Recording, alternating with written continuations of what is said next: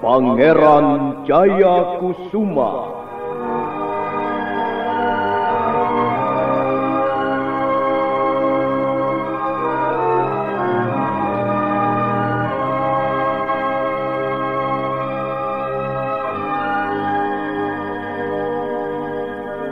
Sebuah serial drama radio yang dipersembahkan oleh Teater Sanggar Cerita dan Sanggar Prativi bekerja sama dengan PT Bayer Indonesia.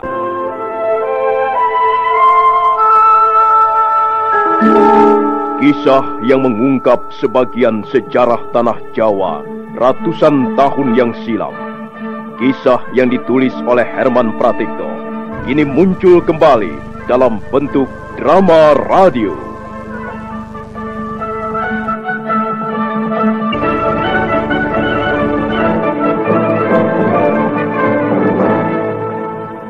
Naskah disusun dan diolah oleh S. Tijab, teknik dan montase Rudi Tinangon dan M. Pranoto, sutradara E.W.S. Yuwono. Ambil jalan ke kanan saja. Kurang ajar, lancang sekali mulutmu. Kau mau minggir atau aku akan menghukummu, Maruti?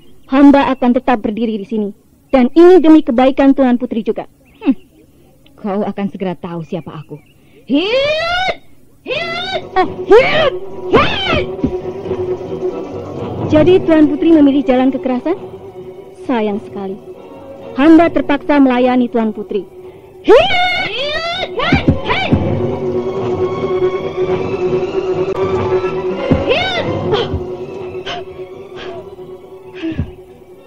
Dengar, Mari. Jangan memaksa aku untuk marah.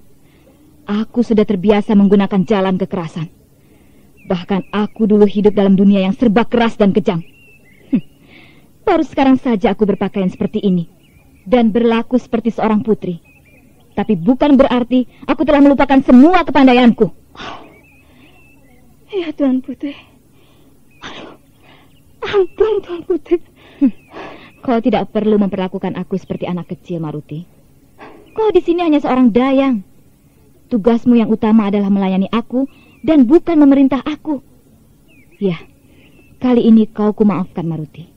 Tapi jangan coba-coba mengulanginya lagi. Ayo, bangun. Cepat bangun. Dan iringkan menghadap Ayahanda Patimadu. Baik Tuan Putri.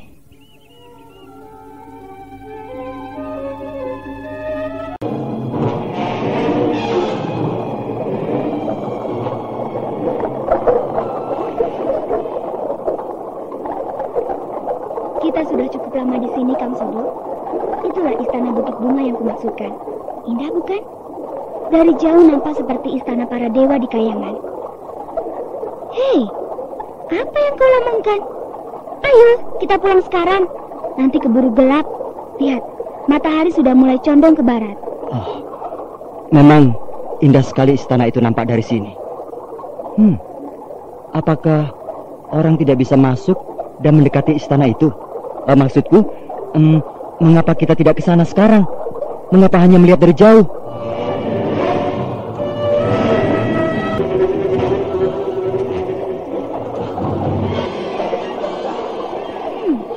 Kau ingin masuk? Kau ingin mendekati istana itu? Gila, istana itu dijaga ratusan prajurit. Belum sampai kau bisa mendekatinya, kepalamu sudah hilang ditebas pedang. Sudah, ayo kita pulang. Tidak, Ulupi. Aku ingin ke sana. Aku ingin sekali ketemu dengan calon bibimu itu. Kang Sodok, kau gila. Apa kau tidak tahu bahwa tidak seorang pun diperbolehkan masuk ke istana itu? Siapa yang tidak memperbolehkan? Yang punya tentu saja. Siapa yang punya? Aku justru ingin berkenalan dengan pemilik istana itu. Pastilah dia orang kaya, tapi punya watak yang aneh. Membangun sebuah istana megah di lereng bukit, di daerah terpencil begini, apa maksudnya? Sudahlah, Kang Sodok. Lebih baik kita pulang saja. Oh, pulanglah dulu. Nanti aku akan menyemu. Kau tidak mungkin memasuki istana itu. Penjagaan ketat sekali. Tapi kalau kau mau nekat, terserah. Aku bukannya mau nekat, Ulupi. Aku kan punya juga perhitungan. Kalau hanya ingin menemui calon bibiku, itu soal mudah, Kang Sodok. Aku akan minta izin pamanku. Dan nanti, pamanku yang akan meneruskannya pada orang tua calon bibiku itu. Tapi jangan sekarang. Aku mau sekarang. Kau bandel, keras kepala. Lagi pula, apa perlunya kau menemui bibiku? Kau pikir kau bisa memikat hatinya? Hah? Calon bibiku itu orangnya pendiam sekali. Wajahnya anggun dan berwibawa. Mana bisa kau mendekatinya? Aku kan tidak bermaksud buruk. Dan lagi aku hanya sekedar ingin tahu saja. Watak ingin tahuku besar sekali, seperti yang sering dikatakan orang tuaku dulu. Baik. Katakan kau berhasil memasuki istana itu dan bisa menemui calon bibiku. Lalu, apa yang akan kau lakukan? Aku hanya akan memetik sekuntum bunga yang paling indah. Lalu? Lalu akan kupersembahkan pada calon mempelai wanita itu sebagai ucapan selamat. Sudah, itu saja. Nah, lihat Ulupi. Bukankah bunga mawar kuning ini indah sekali? Ada bintik-bintik merah di tepian daunnya. Kukira bunga ini cocok untuk kupersembahkan pada calon bibimu itu. Kang Sodok, jangan! Ada apa, Ulupi?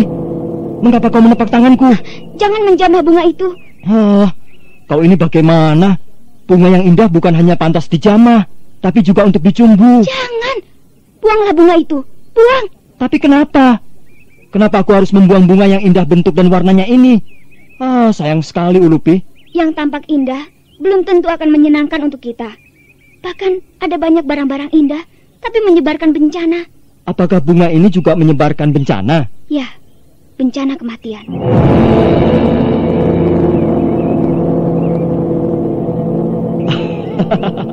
Kau jangan bergurau, Ulupi. Aku tidak sedang bergurau. Tapi bagaimana mungkin bunga seindah ini? Mari ikut aku.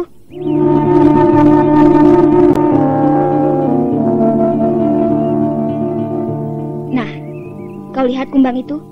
Oh, iya. Kumbang yang perkasa. Dia terbang dengan tangkas dan lincah.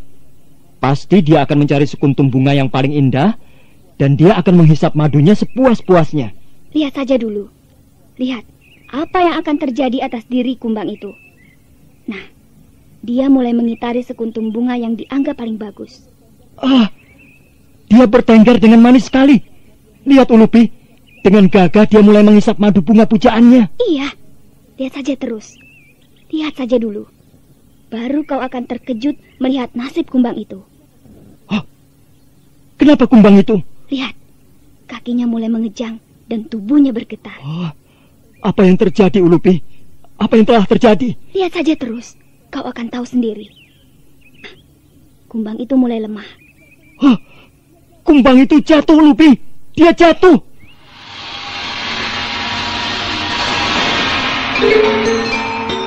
Lihat, Kang Sodok. Kumbang jantan yang perkasa ini akhirnya binasa.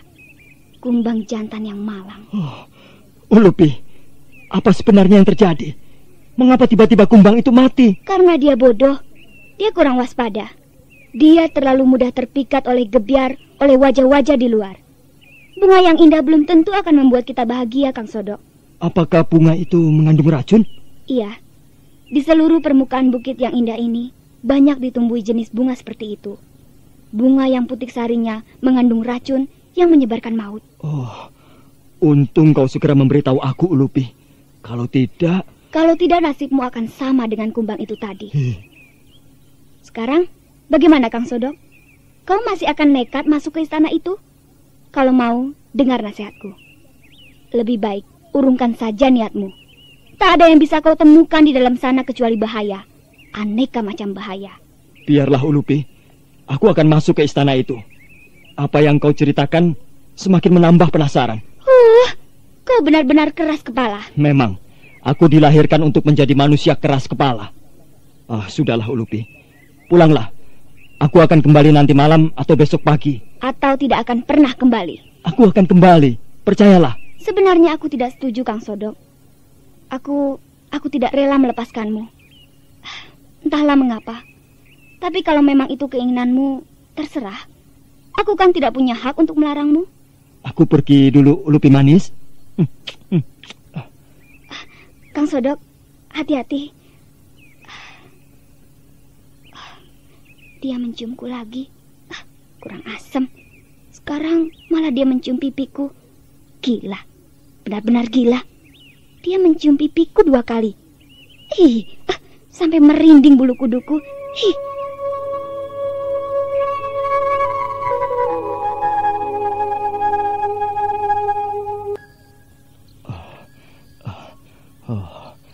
Benar apa yang dikatakan Ulupi.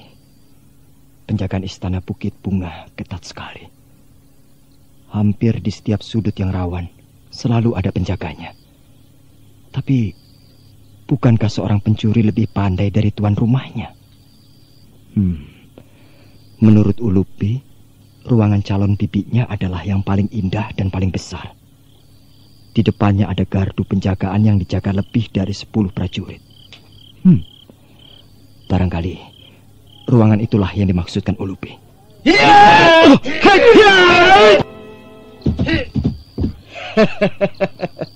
Kau jangan merasa bebas keluar masuk ke daerah ini, anak muda.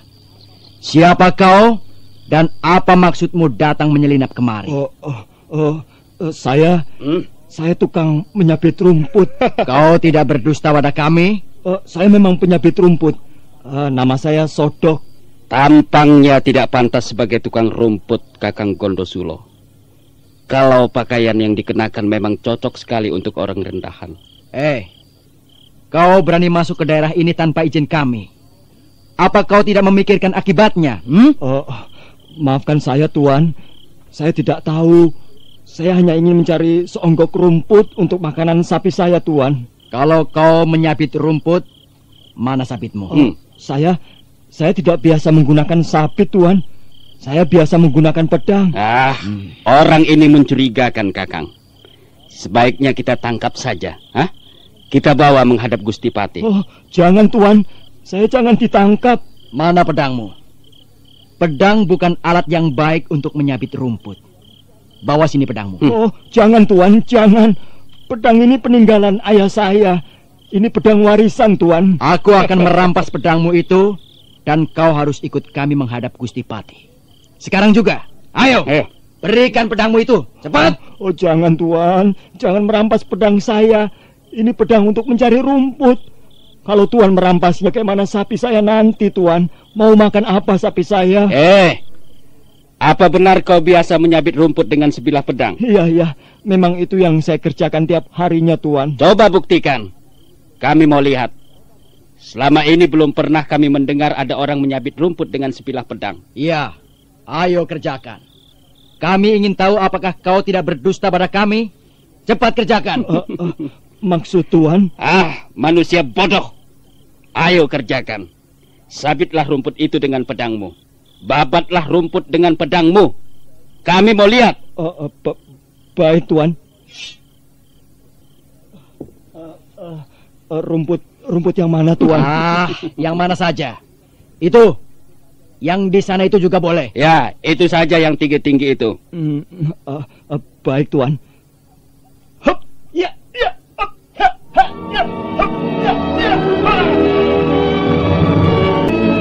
Pangeran Jaya Kusuma.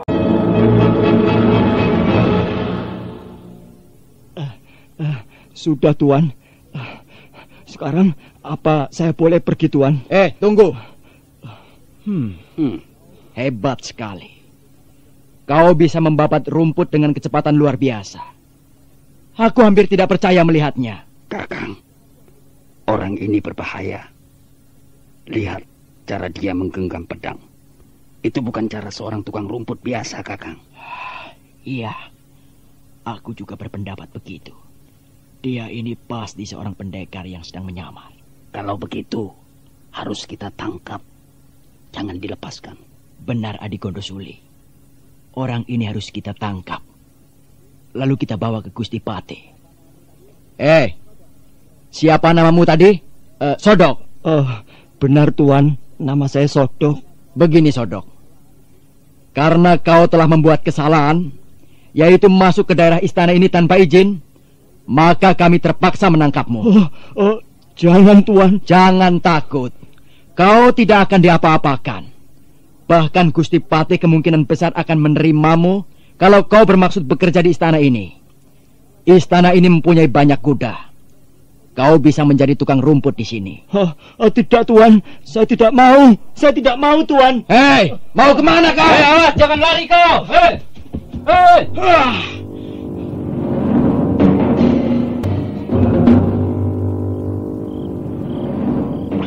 Kurang ajar. Pasti dia seorang telik sandi. Iya, dia kelihatan mempunyai ilmu pedang yang tangguh. Cara dia menarik pedang pun tidak sembarangan, Kakang. Dia jangan sampai lolos adik Gondosuli. Iya. Tapi kita tidak usah khawatir. Orang itu tidak bakal bisa keluar dengan selamat dari lingkungan istana ini. Kulihat tadi dia lari ke arah sini, Kakang. Baiklah, mari kita ikuti dia. Tapi tidak usah buru-buru. Iya, benar Kakang. Untuk apa buru-buru? Aku yakin orang itu masuk perangkap.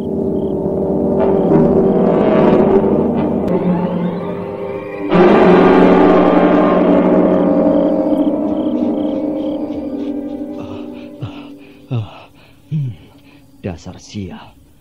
Baru saja masuk sudah ketahuan. Wah, sepertinya aku semakin jauh saja dari istana. Tempat ini amat menyeramkan dan gelap, dan juga sepi sekali. Tak ada seorang pun penjaga ditempatkan di sini. Di mana ya letak istana itu tadi? Tidak kelihatan dari sini.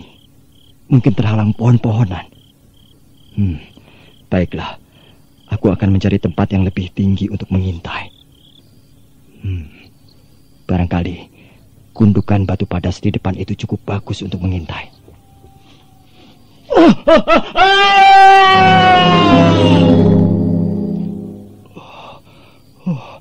Aku masuk perangkap. Bagaimana ini? Aku tergantung-gantung di atas pohon yang tinggi, dengan kepala di bawah dan kaki di atas. Kuat sekali tambang yang digunakan sebagai jerat ini. Kurang ajar. Aku dianggap seperti babi hutan saja.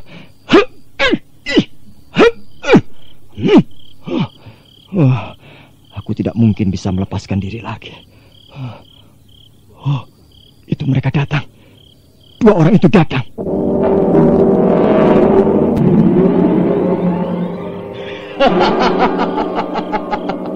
Lihat adik Gondosuli.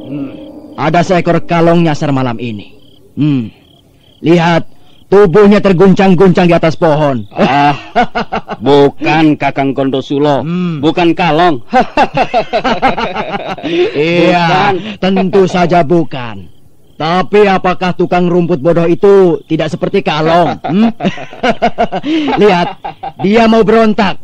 Mana bisa. Semakin berontak, ikatan itu akan semakin kuat. Nah, malam ini kita pesta besar. Karena kita dapat menangkap seekor kalong yang juga besar. Kakang, mari kita turunkan binatang tangkapan kita itu. Apa kau belum merasa lelah? Tak ada gunanya berontak. Lebih baik menyerah. Kami akan menurunkanmu. Dan dengan baik-baik akan kami bawa menghadap Gusti Patih. Ayo, adik Gondosuli. Kau pegang ujung tambang itu, kita turunkan dia. Baik, Kakang.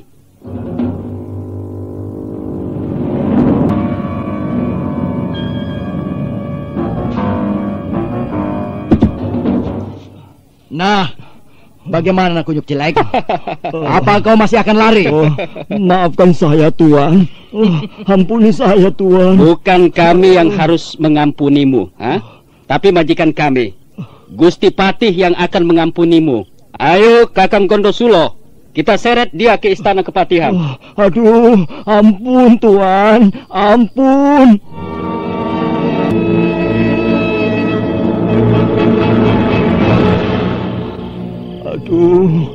Aduh. Orang ini telah berani masuk ke istana melalui jalan belakang, Gusti Patih. Dan tanpa izin.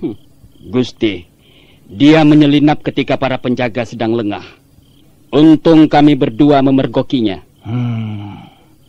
Para penjaga itu harus ditegur. Mereka tidak boleh sembrono hingga tidak melihat ada orang bisa menyusup ke istana ini. Kami sudah menegur mereka, Gusti. Bahkan kami telah menampar beberapa orang di antara mereka.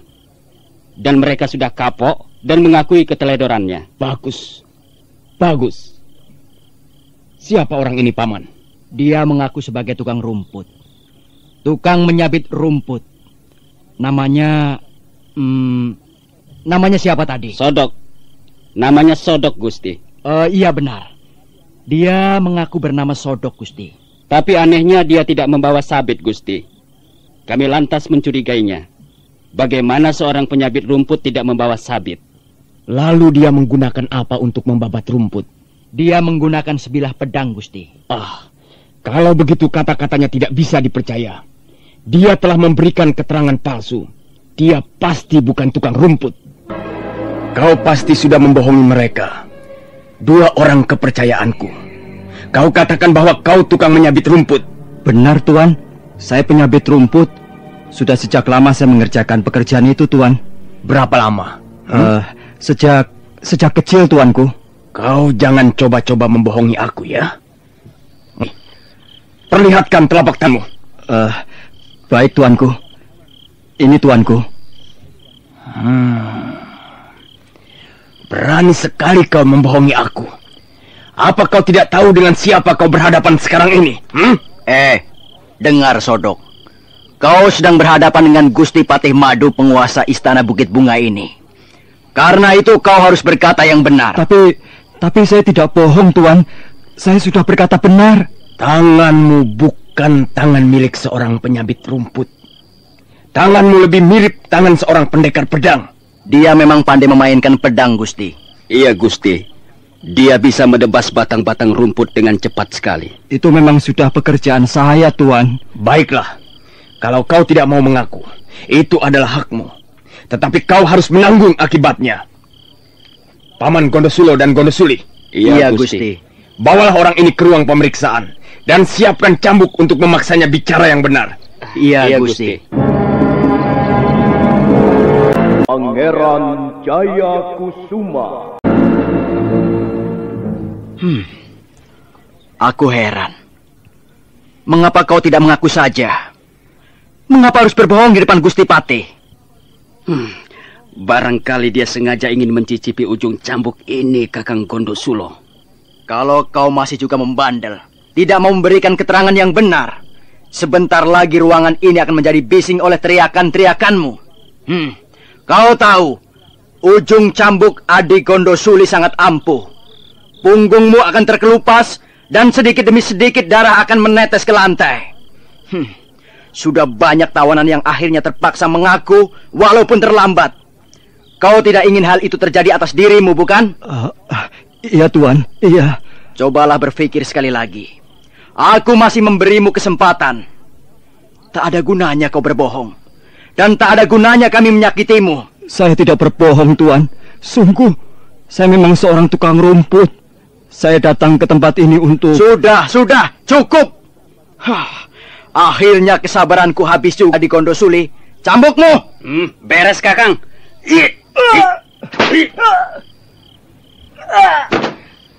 Kakang, marilah kita lihat. Apa kau akan bisa bertahan lebih dari 20 lecutan?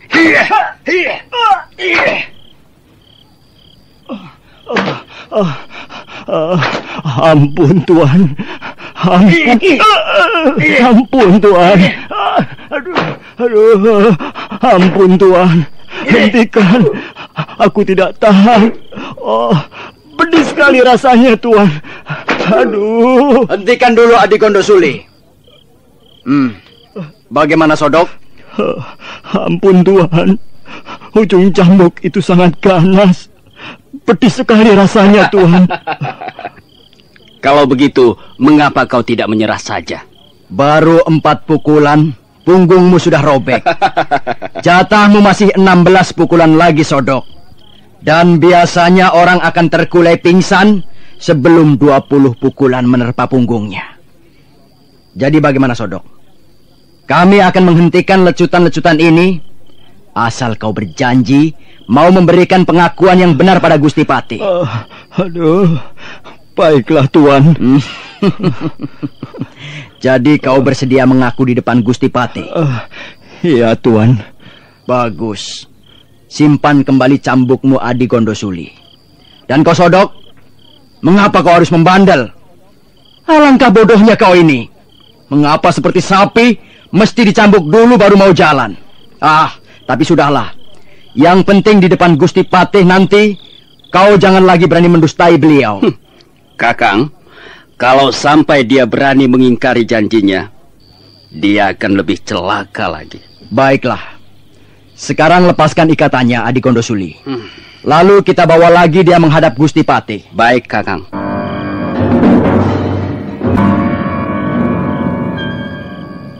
Bagus. Bagus. Jadi kau menyerah di ujung cambuk Paman Gondosuli. Nah, itu artinya kau masih sayang pada tubuhmu. Dan itu tidak keliru. Siapa namamu yang sebenarnya? Katakan. Nama saya Sodok, Tuanku Patih. Sodok tukang rumput? Bukan. Saya bukan tukang rumput. Saya adalah seorang prajurit Majapahit. Baru aku percaya. Kali ini kau berkata benar. Jadi kau seorang prajurit Majapahit? Benar, Tuanku. Saya mohon maaf karena saya telah... Tidak. Kau tidak perlu minta maaf, Sodok.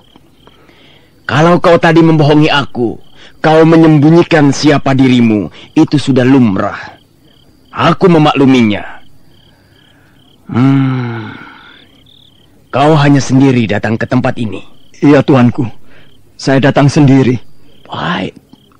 Baik. Nah, saudara pendengar, bagaimanakah kisah selanjutnya? Silakan menunggu kelanjutan kisah Pangeran Jayakusuma ini pada episode berikutnya yang dipersembahkan oleh Revagan, tablet anti-flu buatan Bayer, manjur dan cepat kerjanya. Sampai jumpa.